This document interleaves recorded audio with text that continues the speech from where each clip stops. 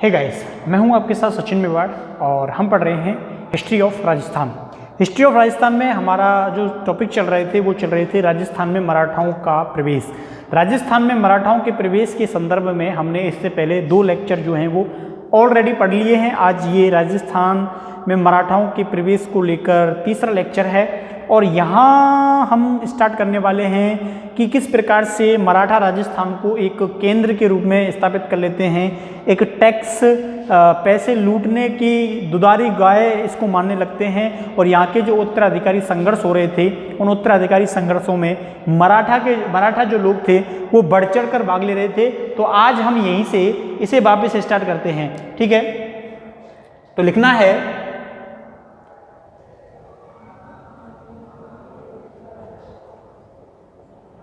देखो, मराठा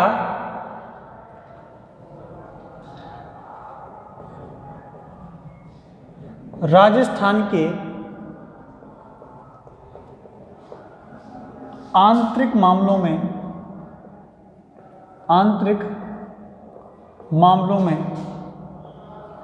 दखल देते हैं। क्या देते हैं?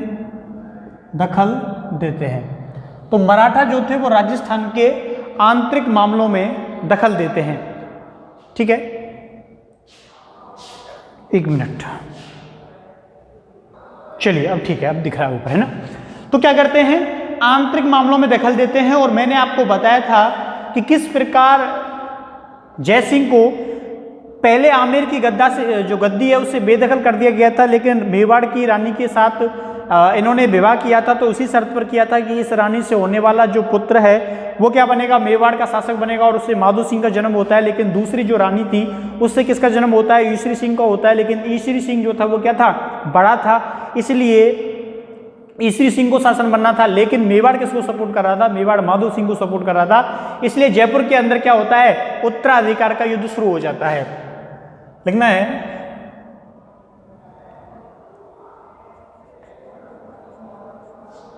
आमेर समस्या। आमेर समस्या का मतलब क्या था? आमेर समस्या का मतलब यह था कि जयसिंह ने विवाह के समय पर उदयपुर के साथ ये समझौता किया था कि जो रानी से उत्पन्न जो संतान होगी वो क्या बनेगी? वो अगली आमेर की क्या बनेगी? शासक बनेगी, ठीक है। लेकिन जो मेवाड़ की रानी थी, क्या नाम था उसका? चांद कुंवर। इस चांद कुंवर से जो पुत्र पैदा हुआ था उसका नाम था माधो सिंह। और जो जयसिंह की दूसरी रानी थी जिसका नाम था सूरज कुंवर, इस सूरज कुंवर से जो पुत्र पैदा हुआ उसका नाम क्या था? ईश्वरी सिंह। अब प्रथा यह थी कि जो पुत्र बड़ा होगा वो शासक बनेगा। अब नियमों के अनुसार तो यही था कि शासक बनना था ईश्वरी सिंह को, लेकिन प्रॉमिस किया था चांद कुंवर के विवाह के समय कि चांद कुंवर से जो संतान उत्पन्न होगी वो शासक बनेगी। तो माधो सिंह बनना चाहिए था। धर्म संकट जयसिंह के समय था, लेकिन जयसिंह की क्या हो जाती है? मृत्यु हो जाती है। तो समस्या के बीच तो वो हो गया। अब इस युद्ध में क्या है? इस माधो सिंह को सपोर्ट कम कर रहे थे। एक तो मेवाड़ कर रहा था, एक इसको कोटा कर रहा था। अब इधर ईश्वरी सिंह जो है, ईश्वरी सिंह को भी कुछ समर्थन प्राप्त था। इसने किसका समर्थन लिया था? मराठाओं का। यानी कि मराठाओं को आमंत्रण कर दिया उत्तराधिकार के युद्ध में और उनको कुछ पैसे ये लोग देते रहे और उन्हें क्या है? पैसा जो है वो मिलता रहा। इधर उदयपुर और यानी कि मेवाड़ और कोटा के मध्य यह समझौता हुआ था कि बूंदी का जो शासक है वो किसको बनाया जाएगा? बुद्ध सिंह को बनाया जाएगा। इसीलिए इसी शर्त पर जो कोटा है वो क्या कर रहा था? समर्थन कर रहा था। तो सीधा सा मतलब यह है कि आमेर के उत्तराधिकार के युद्ध में आमेर के उत्तराधिकार के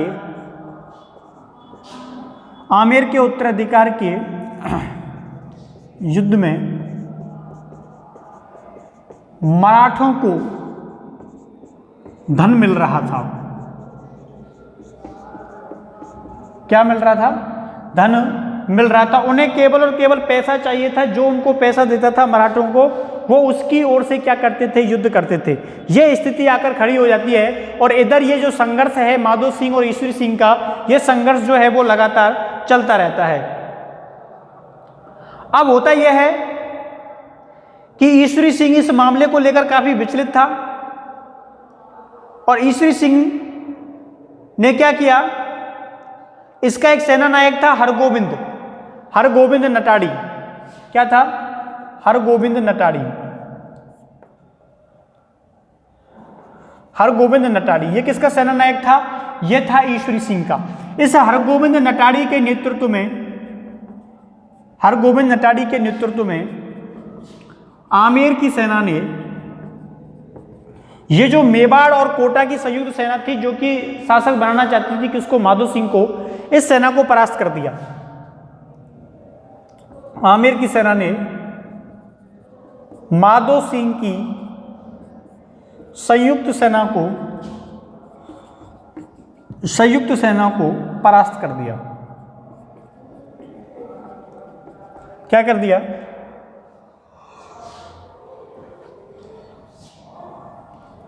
परास्त कर दिया। अब लेकिन परास्त कर दिया, लेकिन वो खुश नहीं था। परास्त करने के बाद उसे मालूम था कि अगला जो आक्रमण है वो अवश्य होगा। इसीलिए इधर जो माधो सिंह है ये मराठों से सहायता प्राप्त करने के लिए चला जाता है। क्या किया जाता है? चला जाता है और 15 लाख रुपए की मांग जो है वो मराठों के द्वारा की जाती है। किसके द्वारा की जाती है? मराठों के द्वारा की जाती है। लेकिन जो मराठे थे वो दोनों को ही बुलावे में रखना चाहते थे। उन्हें तो पैसा चाहिए था, केवल पैसा चाहिए था, या माधो सिंह से मिले या ईश्वरी सिंह से। इसीलिए प्रारंभ में जो समझौता किया गया था वो ईश्वरी सिंह के साथ था 15 लाख रुपए में। लेकिन जब माधो सिंह ने वहां पर अपना मंडल भेजा तो उस मंडल के साथ 24 लाख रुपए में समझौता करने की बात मराठा के जो सरदार थे वो कर लेते हैं। और इसके बाद एक युद्ध लड़ा जाता है, जिस युद्ध को किस नाम से जाना जाता है? बगरू के युद्ध 1748 के नाम से जाना जाता है। ठीक है, देखिए बगरू का युद्ध। बगरू का युद्ध, ये बगरू का युद्ध कब होता है? 1748 में। इस बगरू के युद्ध में माधो सिंह की सहायता के लिए, माधो सिंह ने हाँ कर लिया कि हाँ हम तुम्हें पैसा देंगे। तो माधो सिंह की सहायता के लिए जो मराठों की सेना है ये पहुंचती है और मराठों की सेना के साथ कई सेना और थी, जिनमें टोंक की सेना भी शामिल थी। इसके अलावा कोटा की सेना भी शामिल थी। इसमें उम्बेद सिंह जो कि पदस्थ था वो भी इनके साथ पहुंचा था। और इधर अब आप लोग सोचोगे कि आसानी से युद्ध जीत जाना चाहिए था, ईश्वरी सिंह तो अकेला रह गया, क्योंकि इस बगरू के युद्ध में दो सेनाएं आमने सामने थी।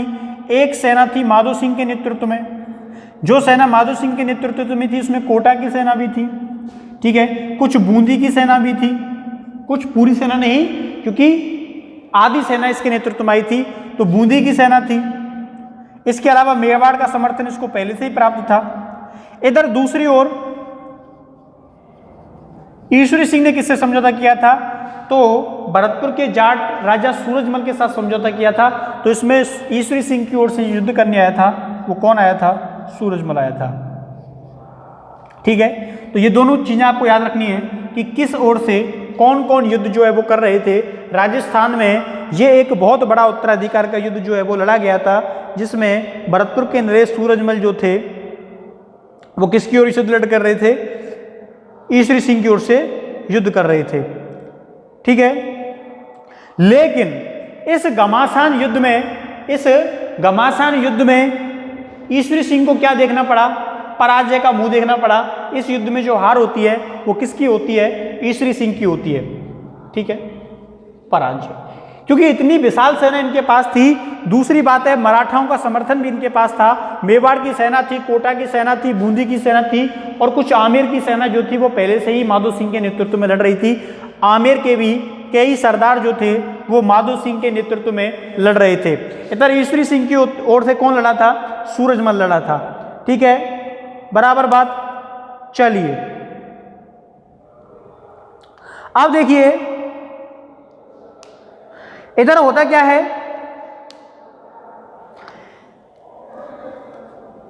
जो समझौता इस बगरू के युद्ध के समय माधो सिंह ने किया था पैसों को लेकर कि भाई मल्हार राव होलकर जो समझौता दिया, समर्थन दिया, वो पैसों के बदले में दिया था। तो मल्हार राव होलकर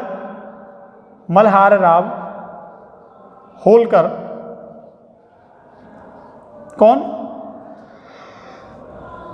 मल्हार राव होलकर जो होता है ये पैसे लेने आ जाता है। किससे लेने आ जाता है? माधो सिंह से लेने आ जाता है। लेकिन माधो सिंह को इस युद्ध के 2 साल तक कोई सत्ता की प्राप्ति नहीं हुई थी, भले ही इस युद्ध में इस ईश्वरी सिंह की क्या हुई हो, हार हुई हो।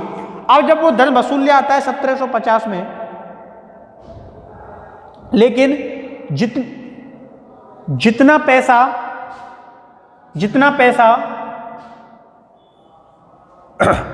माधो सिंह से प्रॉमिस किया, उससे कहीं ज्यादा ईश्वरी सिंह ने प्रॉमिस किया था कि आप हम पर आक्रमण ना करें। 15 लाख रुपए की राशि की मांग की थी। तो इस पैसे को ईश्वरी सिंह जो है वो या तो देना नहीं चाहता था, या फिर इसकी वो हालत नहीं थी कि इस मल्हार राव होलकर को पूरा धन दे सके। ठीक है, क्योंकि बात 15 लाख रुपए की हुई थी, 15 लाख के समझौता को लेकर हुई थी। लेकिन ऐसा हो नहीं पाया, ये उसके पैसों को दे नहीं पाया। ठीक है, अब होता क्या, जब इसके पैसों को नहीं दे पाया तो ये बहुत परेशान इसको किया जाता है। कब तक किया जाता है? अगस्त 1750 तक किया जाता है। अगस्त 1750 तक इसको काफ़ी परेशान कर दिया जाता है ईश्वरी सिंह को, धन की प्राप्ति के लिए मराठाओं के द्वारा, इसके इधर माधो सिंह के द्वारा, और अंततः ये इससे बहुत ज़्यादा परेशान हो जाता है। तो अगस्त 1750 को, कब? अगस्त 1750 को ये क्या कर लेता है? आत्महत्या कर लेता है। आत्महत्या कर लेता है। तो इस प्रकार से आर्थिक तंगी से परेशान आकर कौन? ईश्वरी सिंह क्या कर लेता है? आत्महत्या कर लेता है। इस प्रकार जो माधो सिंह के सामने सबसे बड़ा कांटा था, जो विवाद की सबसे बड़ी जड़ थी, वो स्वतः ही क्या हो जाती है? समाप्त हो जाती है। और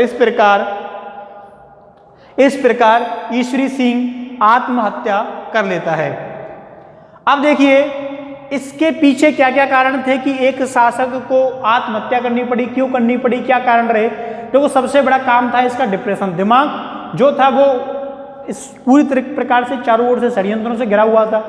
इसको किसी बड़े समर्थन शासक का सहयोग प्राप्त नहीं था। इसके अलावा और भी कई कारण माने जाते हैं कि इसके पास अनुभवी और योग्य सलाहकार नहीं थे। अनुभवी और योग्य सलाहकार जो थे वो नहीं थे। ये भी इसके पीछे क्या माना जाता है? एक कारण माना जाता है। दूसरा कारण क्या माना जाता है? दूसरा कारण ये माना जाता है कि आमेर की जो स्थिति है वो काफ़ी ज़्यादा दयनीय हो चुकी थी। और जब आमेर की स्थिति काफ़ी ज़्यादा दयनीय हो गई तो ये स्थिति में नहीं था कि उनका पैसा दे पाए, उनको वेतन दे पाए। तो इसलिए जो सैनिक थे वो भी क्या थे? इससे संतुष्ट नहीं थे। और दूसरा जो इसके ऊपर आर्थिक बोझ मराठों के द्वारा बढ़ाया गया था, ठीक है, ये भी इसका क्या माना गया? प्रमुख कारण माना गया। तो ये इन चीजों से परेशान होकर वो क्या हो जाता है? डिप्रेशन में चला जाता है। और उसके बाद क्या कर लेता है? आत्महत्या कर लेता है।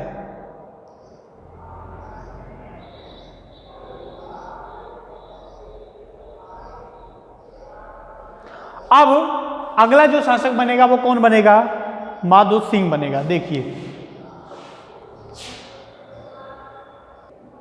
देखिए अब होता क्या है, अगला शासक जो बनने वाला था वो कौन बनने वाला था? माधो सिंह बनने वाला था। माधो सिंह, इसके लिए पूरा जो संघर्ष है वो शुरू से चल रहा था। और इसको दिसंबर 1750 में क्या बना दिया जाता है? शासक बना दिया जाता है। लेकिन यहां पर कुछ स्थिति अलग होती है। मल्हार राव होलकर इसके सिंहासन के समय यहीं पर था, दिसंबर 1750। और उसने कहा कि इसको राजा बनाए जाने पर, और मराठों ने जो इसकी मदद की है, उस मदद के एवज में हमें कितने रुपए चाहिए? 10 लाख रुपए चाहिए। ठीक है, अब 4 दिन तक इनके बीच में विचार विमर्श चलते रहते हैं। और अंत में माधो सिंह ये कहता है कि हम तुमको 10 लाख रुपए जो हैं वो दे देंगे। इस बात पर क्या बन जाती है? सहमति बन जाती है। 10 लाख, देखो 10 रुपए, 10 लाख रुपए मराठों को देने पर सहमति बन जाती है। 10 लाख रुपए मराठों को देने पर क्या बन जाती है? सहमति बन जाती है। अब होता यह है कि कुछ जैसे ही 10 लाख रुपए पर सहमति बन गई तो कुछ समय के बाद जयप्पा सिंधिया जो है वो यहाँ पर पहुंच जाता है और बोलता है मल्हार राव होलकर को, तुम क्या कर रहे हो, 10 लाख रुपए में मान रहे हो? नहीं, हमें और ज्यादा पैसे चाहिए। इसी समय जयप्पा सिंधिया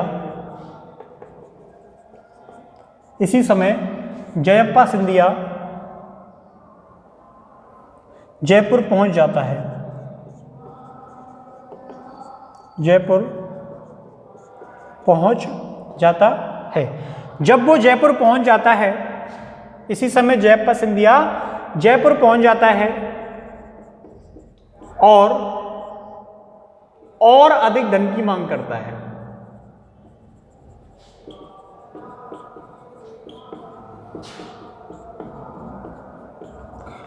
अब जैसे ही वो सहमति जो पहले 10 लाख रुपए को लेकर बन गई थी, लेकिन बाद में स्थिति जो है वो और बिगड़ जाती है। अब जयप्पा सिंधिया ने और ज्यादा पैसों की मांग कर दी कि नहीं हम तो 10 लाख रुपए में मानने वाले नहीं हैं। तो जो जयपुर के लोग थे उनके मन में इन मराठों के प्रति ये भावना होती है कि ये सिर्फ और सिर्फ पैसे के लिए काम करने वाले हैं। ठीक है,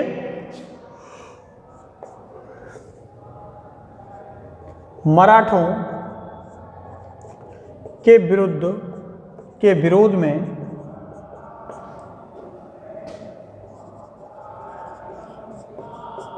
जयपुर में मराठों के विरोध में जयपुर में मराठों के प्रति विरोध की भावना प्रबल होती है। क्या होती है? प्रबल होती है। क्या होती है? प्रबल होती है। किसकी भावना प्रबल होती है? विरोध की जो भावना है वो प्रबल हो जाती है।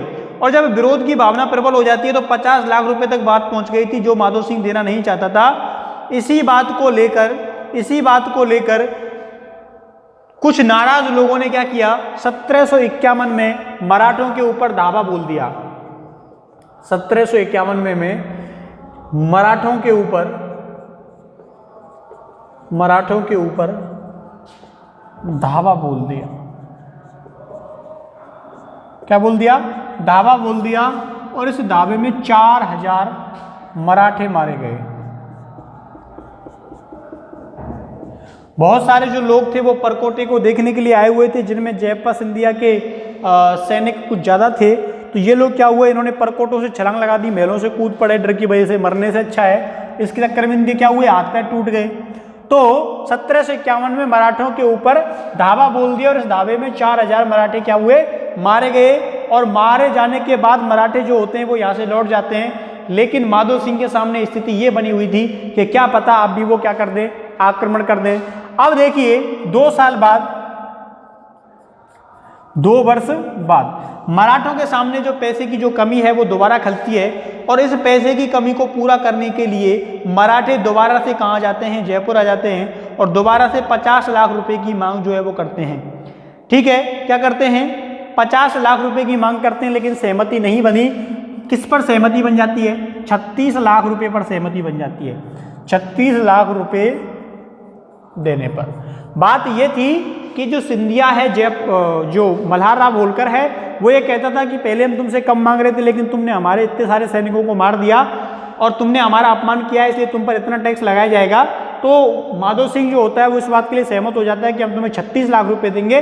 लेकिन ये 36 लाख रुपए कितने वर्ष में देंगे? हम 4 वर्ष में।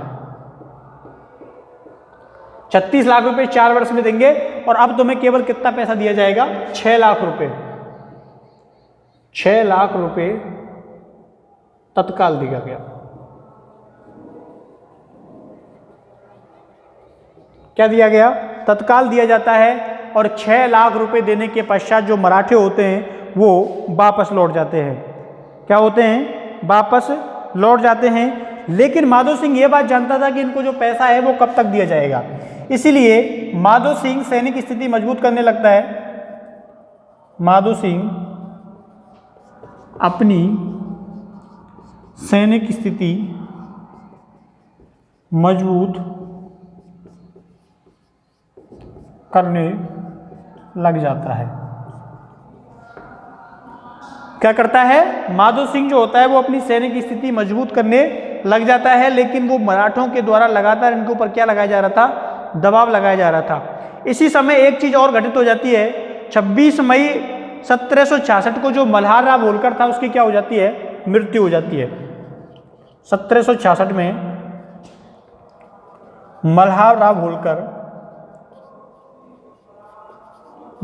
होलकर की मृत्यु हो जाती है। इससे जो इनका क्रम बना हुआ था, जो बातें थे, जो प्रॉमिस थी पैसे लेन देन की, उनका सिलसिला एक प्रकार से टूट जाता है। ठीक है, अब होने वाली जो परेशानियां थी उन पर कुछ समय के लिए क्या लग जाता है? रोक लग जाती है। और इसके बाद कुछ समय के बाद 1768 को माधो सिंह की भी क्या हो जाती है? मृत्यु हो जाती है। 1768 में माधो सिंह की भी मृत्यु हो जाती है।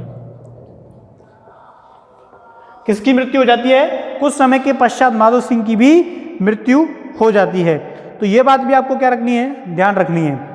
ठीक है, अगला जो शासक बनता है वो पृथ्वी सिंह बनता है।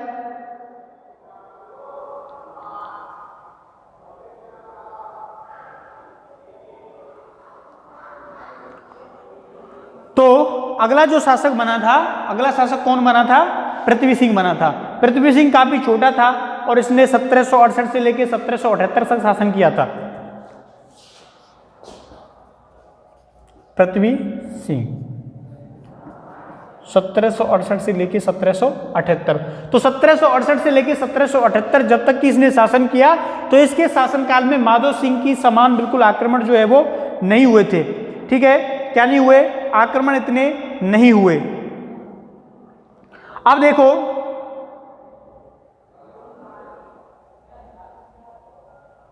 इसके बाद जो शासक बनता है वो जगत सिंह बनता है 1803 से 1818 तक। इसको मिटा देते हैं ना, फिर लिखते हैं।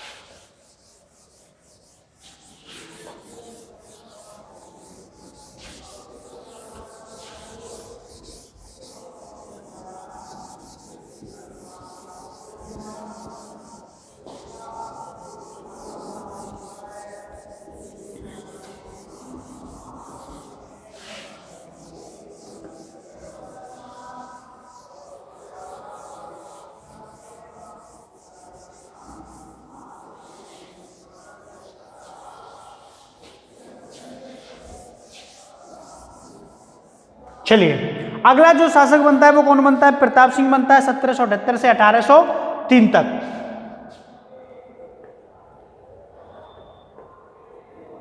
प्रताप सिंह बनता है, और प्रताप सिंह के बाद जो शासक बनता है वो कौन बनता है? इसके बाद जगत सिंह बनता है 1803 से 1818 तक।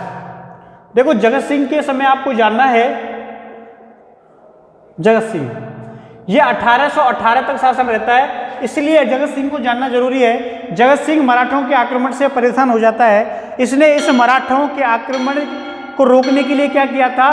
ईस्ट इंडिया कंपनी से समझौता कर लिया था। किससे समझौता कर लिया था?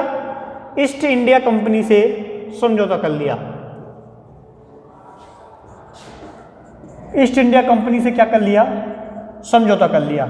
और जब ईस्ट इंडिया कंपनी से समझौता कर लिया जाता है, तो उसके बाद जो शासन प्रबंध की जिम्मेदारी थी वो किसको दे दी जाती है? अंग्रेजों को दे दी जाती है। और यहाँ से मराठों के आक्रमण जो हैं वो क्या हो जाते हैं? कम हो जाते हैं। तो यहाँ तक आपको उम्मीद है समझ में आया होगा। और मराठों के आक्रमण राजस्थान पर ईस्ट इंडिया कंपनी के समझौते के बाद क्या हो जाते हैं? एक प्रकार से बंद हो जाते हैं, क्योंकि शासन प्रबंध जो है वो अंग्रेजों के हाथों में चला जाता है। तो इस प्रकार ये था राजस्थान में मराठाओं के प्रवेश के संदर्भ में। उम्मीद है ये जो लेक्चर है वो आपको समझ आया होगा। और आपको पसंद आया होगा। मिलते हैं कल नेक्स्ट लेक्चर में नए वीडियो के साथ। तब तक के लिए थैंक यू, धन्यवाद, बाय बाय।